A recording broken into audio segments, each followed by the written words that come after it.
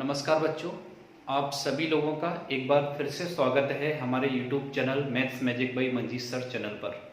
LCM और HCF की आज ये 7वीं क्लास है। तो आइए शुरू करते हैं आज की क्लास और इसमें हम देखते हैं एक अलग टाइप के क्वेश्चन के बारे में। तो सबसे पहले देखते हैं कि क्वेश्चन क्या है और इसके पीछे का जो कंसेप्ट है वो क्या है। तो जैसा बोर्ड पे देख पा रहे हैं, दो संख्याओं का योग 36 है। दो संख्याओं का योग यानी कि sum of the two numbers is 36 और उनका एचसीएफ जो है वो 4 है। तो ऐसी संख्याओं के कितने जोड़े संभव हैं, इसके कितने पेयर पॉसिबल हैं। तो इस टाइप के क्वेश्चन को बच्चों में एग्जाम में किस तरीके से अटेम्प्ट करना होता है वो आप समझिए। तो अगर दो संख्याओं का एचसीएफ 4 है तो यहाँ हमें ये बात पता होनी चाहिए कि वो दो संख्याएं जो होंगी वो 4a और 4b होंगी। ठीक है बच्चों, अगर दो संख्याओं का एचसीएफ 4 है तो वो दोनों संख्याएं क्या होंगी, 4a और 4b। इसके बाद क्वेश्चन में क्या कह रहा है उसी के अकॉर्डिंग हमें सॉल्व करना है। तो क्वेश्चन में कह रहा है दो संख्याओं का योग 36 है, यानी कि इन दोनों का जो टोटल है, अगर इन दोनों को हम ऐड करेंगे बच्चों तो कॉमन क्या आएगा 4 और अंदर हम देख सकते हैं a प्लस बी। तो 4a plus B equals to 36। तो यहाँ से अगर हम फाइंड आउट करें बच्चों a प्लस बी की जो वैल्यू होगी वो कितनी होगी 9। अब वो कह रहा है कि ऐसी संख्याओं के कितने जोड़े संभव हैं।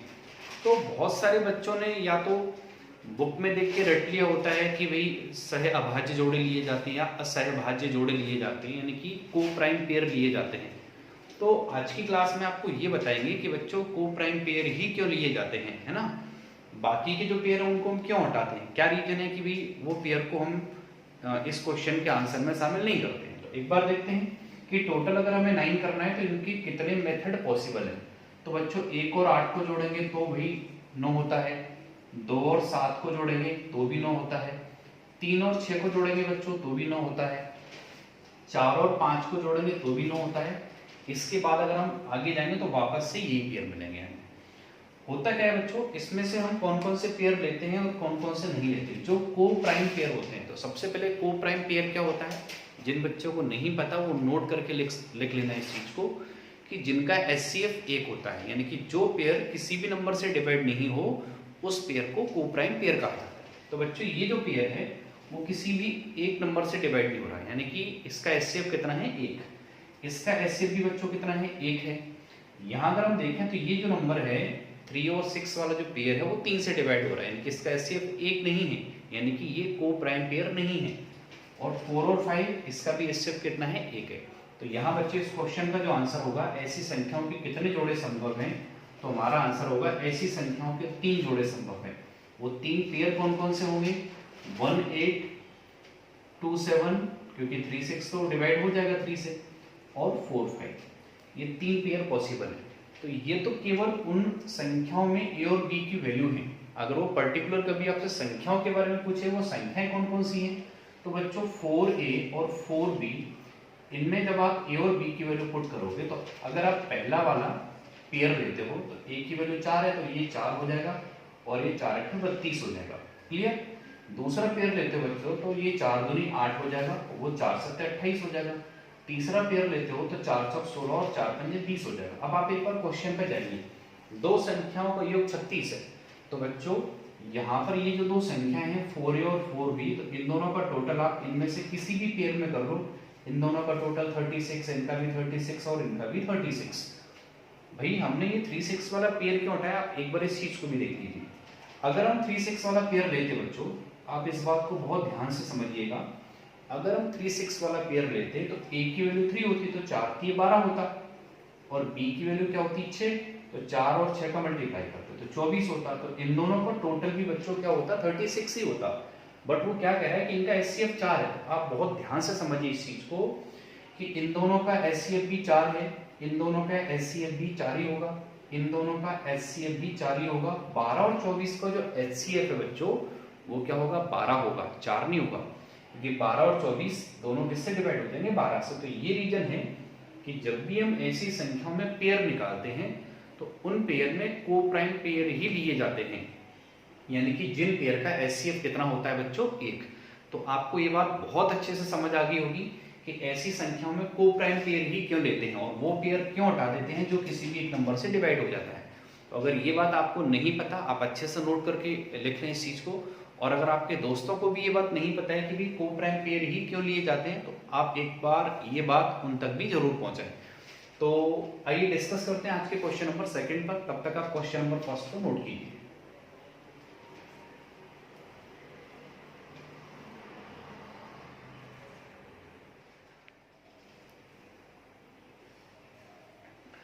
आइए बच्चों देखते हैं आज का क्वेश्चन नंबर सेकंड। दो संख्याओं का एचसीएफ 27 है जिनका योग यानी कि जिनका सम 216 है। ऐसी संख्याओं के कितने जोड़े संभव है। जैसा कि हमने लास्ट वाले क्वेश्चन में देखा कि अगर हमारे पास दो संख्याएं हैं और उनका एचसीएफ 27 है, तो बच्चों वो जो दो संख्या होंगी वो 27A और 27B होंगी। समझा किस चीज को। अगर दो संख्याओं का एचसीएफ 27 है तो दो संख्या क्या होंगी, 27A और 27B, क्योंकि जो भी संख्या होंगी वो उनके एचसीएफ का मल्टीपल ही होती हैं। अब वो कह रहा है क्वेश्चन में इनका योग 216 है, तो बच्चों इन दोनों का टोटल अगर हम करेंगे तो 27A प्लस 27B, तो 27 कॉमन ले लेते हैं। इन दोनों का टोटल 216। यहाँ से अगर हम A प्लस B को फाइंड आउट करें तो 27 का अगर हम इसमें डिवाइड करके देखें बच्चों तो 8 7 56, 8 दूनी 16 और 5 21, यानी कि ये जो इसका डिवाइड जाएगा 27 का वो 8 बार इसका डिवाइड जाएगा। यहाँ से हमें क्या करना है बच्चों कि A plus B equals to कितना आ गया 8, यानी कि हमें ऐसी ऐसी संख्याओं के जोड़े लेने हैं जिनका टोटल 8 होता है और उसमें से हमें केवल हमारे पास को प्राइम पेयर, हिंदी में बोलेंगे सह अभाज्य संख्या अपने पास रखनी है। क्यों रखनी है, ये मैंने इससे पिछले वाले क्वेश्चन में डिस्कस किया था कि भाई क्या रीजन हम सहभाज्य संख्या ही लेते हैं, बाकी की संख्या नहीं लेते।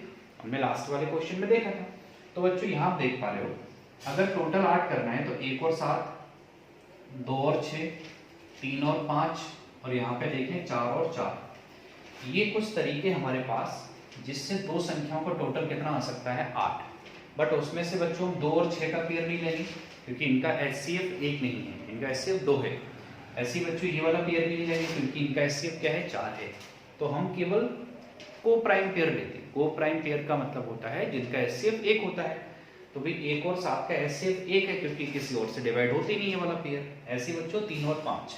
तो यहाँ पर अगर क्वेश्चन का आंसर देखा जाए ऐसी संख्याओं की कितने जोड़े संभव है, तो ऐसी संख्याओं के 2 जोड़े संभव है। ऐसी संख्याओं की 2 पेयर पॉसिबल है। तो आप समझ पा रहे होंगे कि इस टाइप के क्वेश्चन में किस तरीके से करने हैं। आइए हम एक और क्वेश्चन लेते हैं, तब तक आप क्वेश्चन नंबर सेकंड को नोट कीजिए।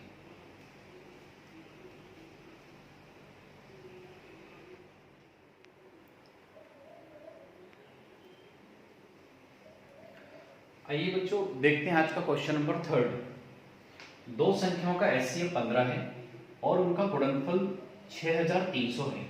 ऐसी संख्याओं के कितने जोड़े संभव हैं।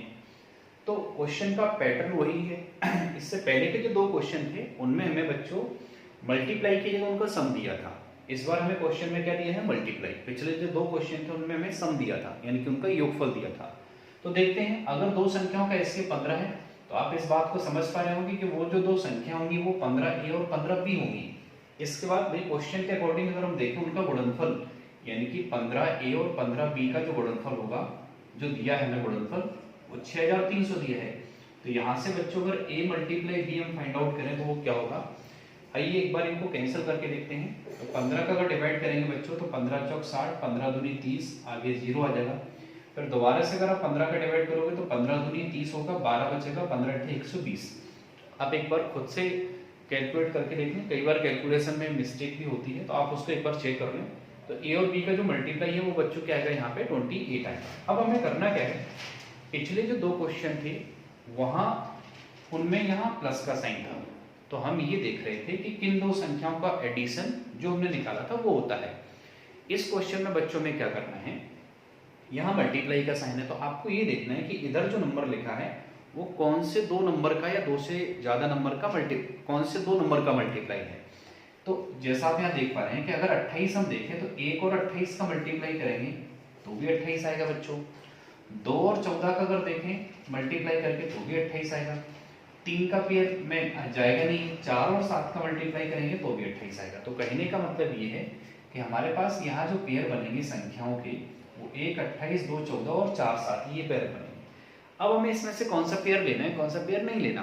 तो ये हमने क्वेश्चन नंबर फर्स्ट में अच्छे से समझा था कि हमें वो पेयर लेने होते हैं जिनका एचसीएफ 1 होता है। तो बच्चों आप यहाँ देख पा रहे हो कि इस पेयर का एचसीएफ 1 नहीं है, इसका एचसीएफ 1 नहीं है, इस पेयर को हम शामिल नहीं करेंगे। तो हमारे जो क्वेश्चन का आंसर होगा वो ये होगा कि ऐसी संख्याओं के कितने जोड़े संभव हैं, ऐसी संख्याओं के 2 जोड़े संभव हैं।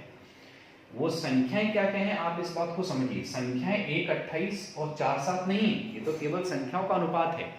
इससे आगे के जो क्वेश्चन आएंगे हम उसमें समझेंगे कि भी संख्याएं क्या निकलेंगी। तो बच्चों संख्याएं तो 15a और 15b हैं। अगर उसने केवल ये पूछा है ऐसी संख्याओं के कितने जोड़े संभव हैं, तो हमारे क्वेश्चन का आंसर यहीं से निकल आता है। अगर इससे आगे का कोई क्वेश्चन पूछा है तो वो हमें अलग तरीके से सॉल्व करना पड़ेगा। तो उसमें हमें क्या करना होगा, अगर वो कह रहा है कि वो जो 2 संख्याओं के पेयर आपने निकाले वो संख्याएं कौन कौन सी हैं, तो भी क्या करेंगे 15a और 15b में एक बार तो ये पेयर लेंगे बच्चों, 15 × 1 और 15 × 28, तो एक पेयर तो ये बना हमारा।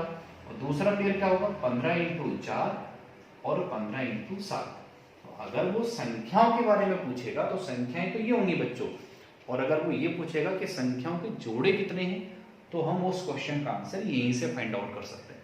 तो अभी हमारे इस क्वेश्चन का आंसर है कि ऐसी संख्याओं के कितने जोड़े संभव हैं, 2 जोड़े संभव हैं।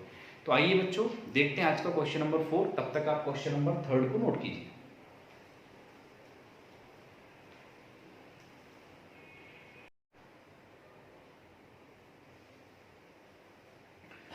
आइए बच्चों देखते हैं आज का क्वेश्चन नंबर 4। 2 संख्याओं का एचसीएफ 13 है और उनका एलसीएम 455 है। इनमें से एक संख्या 75 और 125 के बीच में है, तो वह संख्या क्या होगी। आपने देखा कि ये जो क्वेश्चन है वो बाकी के जो 3 क्वेश्चन अभी हमने डिस्कस किए उनसे थोड़ा अलग है, क्योंकि उन क्वेश्चन में ये पूछा गया था कि ऐसी संख्याओं के कितने जोड़े संभव हैं। तो यहाँ आपसे पेयर नहीं पूछा, यहाँ आपसे उस एक संख्या या उस एक नंबर के बारे में पूछा है बच्चों, जो नंबर 75 और 125 के बीच में आता है। तो आइए देखते हैं इस क्वेश्चन को किस तरीके से सॉल्व करेंगे। 2 संख्याओं का एचसीएफ 13 है, तो बच्चों जो 2 संख्या होंगी, एक संख्या 13a होगी और एक संख्या 13b होगी। आगे क्वेश्चन में कह रहा है उनका एलसीएम 455 है, तो 13a और 13b अगर इनका एडिशन पूछा होता तो जोड़ देते, अगर इनका मल्टीप्लाई दिया होता तो भी मल्टीप्लाई कर देते। अभी इसका क्या दिया बच्चों एलसीएम, तो 13a और 13b का जो एलसीएम होगा वो होगा बच्चों 13ab, ये हमें दिया है 455। तो यहाँ से अगर ए बी फाइंड आउट करेंगे तो 13 से डिवाइड करेंगे, 13 की 39, 6 बचेगा, 13 पंजा 65। तो ए और बी का जो मल्टीप्लाई है इनके रेशियो का वो 35 है। तो यहाँ से ये जो 35 मल्टीप्लाई वो किन किन तरीकों से हो सकता है, हम 1 और 35 का मल्टीप्लाई करें तो भी 35 होगा। इसके अलावा बच्चों 5 और 7 का मल्टीप्लाई करें तो भी 35 होगा। इसके अलावा कोई दूसरा तरीका नहीं है कि उन 2 नंबर का मल्टीप्लाई करो और 35 आ जाए। तो यही ये 2 ही पेयर हैं जिनका मल्टीप्लाई क्या होता है 35। अब वो ये कह रहा है बच्चों कि इनमें से एक संख्या 75 और 125 के बीच में है। तो आप बहुत ध्यान से समझिए, ये संख्या नहीं है, ये केवल ए और बी यानी कि इनके रेशियो की वैल्यू है। तो बच्चों संख्याएं तो 13a और 13b हैं। तो अगर हम इस पेयर को उठा के इनमें पुट करेंगे, अगर सपोज हमने पहला वाला पेयर लिया, अगर हमने पहला पेयर लिया तो संख्या होगी 13 × 1 और 13 × 35। आप समझ रहे हैं इस चीज को, संख्याएं अगर हमें लेनी है तो संख्याएं तो 13a और 13b हैं, तो a और b की वैल्यू है ये। तो 13a 13 × 1 13b यानी कि 13 × 35। तो इन दोनों का मल्टीप्लाई अगर करें तो भी हमें नंबर 75 125 के बीच में नहीं, यहाँ से मिलेगा ना यहाँ से मिलेगा, तो कोई प्रॉब्लम नहीं। हमारे पास जो अगला पेयर है हम उसकी वैल्यू पुट अप करें अगर यहाँ बच्चों, तो 13a एक ही जगह हम कितना पुट करेंगे 5 और b 13b यानी कि 13 × 7। यहाँ से हम देखें 13 पंजे 65, लेकिन हमें जो नंबर चाहिए वो 75 125 के बीच में चाहिए, 13 7 91। यहाँ हमने देखा कि जो क्वेश्चन में हमसे पूछा गया है, जो क्वेश्चन की जरूरत है वो हमें यहाँ पे दिया है 13 7 91, और 91 जो है वो 75 125 के बीच में आता है। तो बच्चों इस क्वेश्चन का जो आंसर होगा वो क्या होगा 91। उम्मीद है कि ये क्वेश्चन आपको अच्छे से समझ आया होगा। अगर कहीं भी किसी भी क्वेश्चन को समझने में आपको प्रॉब्लम आती है तो आप उस वीडियो को दोबारा से देखें, दोबारा से समझें, तो वो क्वेश्चन बहुत अच्छे से समझ आएगा। तो आइए बच्चों डिस्कस करते हैं आज का क्वेश्चन नंबर 5, तब तक आप क्वेश्चन नंबर 4 को नोट कीजिए।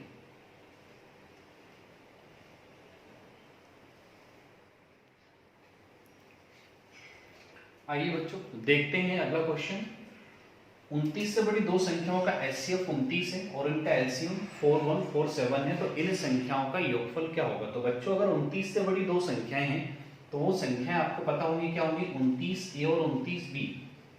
29 से बड़ी दो संख्याओं का HCF 29 है, तो अगर HCF 29 है तो संख्या क्या होगी, 29A और 29B। फिर वो कह रहे हैं कि इनका LCM 4147 है। अभी हमने लास्ट वाले क्वेश्चन में डिस्कस किया था कि ऐसी संख्याओं का जो LCM है वो 29AB हो जाएगा, तो 29AB इक्वल्स टू क्या हो गया, 4147। अब हमें यहाँ क्या करना होगा कि 29 से डिवाइड करके देखना पड़ेगा। तो बच्चों अगर आप 29 से डिवाइड लगाएंगे तो 29 से कम 29, अच्छा आप ये जो डिवाइड है वो इधर लगा सकते हैं, 41 47, यहाँ डिवाइड लगाएंगे 29 से, तो 29 से कम 29, यहाँ हमारे पास बच्चों 12 बचेगा। फिर यहाँ 4 ले लेते हैं और हम देखेंगे कि अगला जो डिवाइड है वो कितने बार जाएगा, 4 बार जाएगा। 29 दूनी 58, 58 दूनी 116। फिर हम देख पा रहे हैं यहाँ 8 बचेगा और 29 दिए 87, तो कुल मिला के ये जो डिवाइड करेगा इसको 143 टाइम्स करेगा। अब बच्चों दो संख्याओं को मल्टीप्लाई 143 हो, ऐसी चीजों के, ऐसी संख्याओं के कितने पेयर हो सकते हैं, तो एक पेयर तो बच्चों 1 × 143 करें ये पेयर हो सकता है, तो 1, 143। इसके अलावा अगर आप देखें तो 3 और 1 4, 4 में से 4 गए 0, यानी कि 11 की डिविजिबिलिटी फॉलो कर रहा है। मतलब दूसरा जो पेयर होगा बच्चों वो 11 और 13 का होगा, क्योंकि 13 कम 13 का 3, 13 कम 13 और 1 14। तो भाई ये दो पेयर संभव हैं, ऐसे दो जोड़े संभव हैं। लेकिन क्वेश्चन में ये नहीं पूछा कि ऐसी संख्याओं के कितने जोड़े संभव हैं, इसने पूछा है इन संख्याओं का योग क्या होगा। तो बच्चों संख्याएं जो हैं हमारे पास, संख्याएं तो 29A और 29B हैं, तो संख्याओं का योगफल 29A + 29B होगा, तो हम कह सकते हैं 29A + B होगा। अब सबसे बड़ी प्रॉब्लम कि A और B की वैल्यू हम ये वाली लें या ये वाली लें। तो बच्चों अगर हम पहला वाला पेयर लेते हैं तो एक संख्या 29 ही निकलेगी, क्योंकि 29 × 1 करेंगे तो 29 ही निकलेगा। लेकिन क्वेश्चन की पहली लाइन ही यही थी कि 29 से बड़ी हैं दोनों संख्याएं, तो अगर दोनों संख्या 29 से बड़ी हैं तो पहला वाला पेयर नहीं ले सकते बच्चों, तो पेयर कौन सा लेंगे, दूसरा वाला। और दूसरे वाले पेयर में A और B की वैल्यू क्या है बच्चों, 11 और 13। तो 29 के साथ में 11 और 13 दोनों को अगर ऐड करें, 11 + 13 दोनों को ऐड करें तो कितना हो जाएगा बच्चों, 24। तो 29 × 24 करेंगे, 29 का मल्टीप्लाई करें, 29 दूनी 58, 58 दूनी 116, फिर 29 दूनी 58 और 11 69, यानी कि इस क्वेश्चन का जो आंसर आएगा बच्चों वो क्या आएगा, 696 आएगा। आप इन दोनों का अलग से मल्टीप्लाई किसी दूसरे मेथड से भी कर सकते हैं। तो कुल मिला के इस क्वेश्चन का आंसर क्या आएगा बच्चों, 696। तो उम्मीद करता हूँ कि आज हमने जो 5 क्वेश्चन डिस्कस की वो आपको बहुत अच्छे से समझ आए होंगे। अभी आप क्वेश्चन नंबर 5 को नोट कीजिए, फिर एक बार हमने आज जो पढ़ा उसकी समरी पर डिस्कस करते हैं कि इस टाइप का जो क्वेश्चन है वो हमें कैसे अटेम्प्ट करने होते हैं। आप तब तक क्वेश्चन नंबर 5 को नोट कीजिए।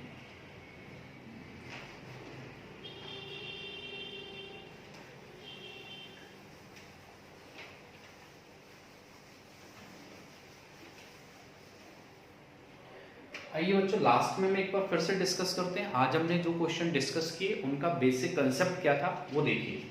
आप ऐसा मान के चलिए कि दो संख्याओं का HCF आपके पास 12 है, दो संख्याओं का HCF क्या है 12।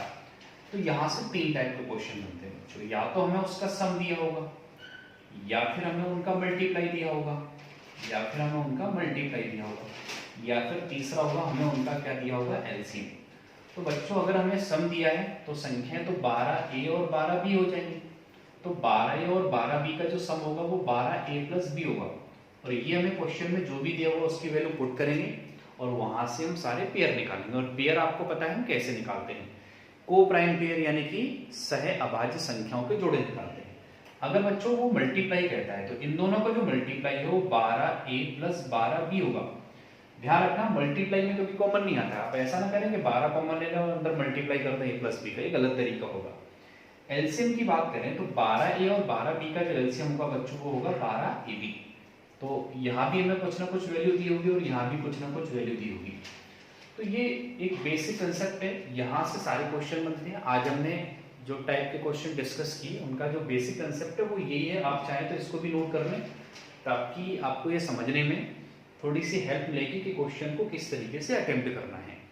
तो उम्मीद करता हूँ कि आज की क्लास के सारे क्वेश्चन आपको समझ आए होंगे। बच्चों किसी कारण से पिछले 2 या 3 दिन से वीडियो नहीं बन पा रहा था, अब मैं उम्मीद करूँगा कि आपको डेली अलग अलग टॉपिक के और अलग अलग टाइप के क्वेश्चन मिलते रहें। तो मिलते हैं फिर हम जल्दी ही अगली क्लास में। तब तक आप अपना बहुत ख्याल रखिएगा। Thank you.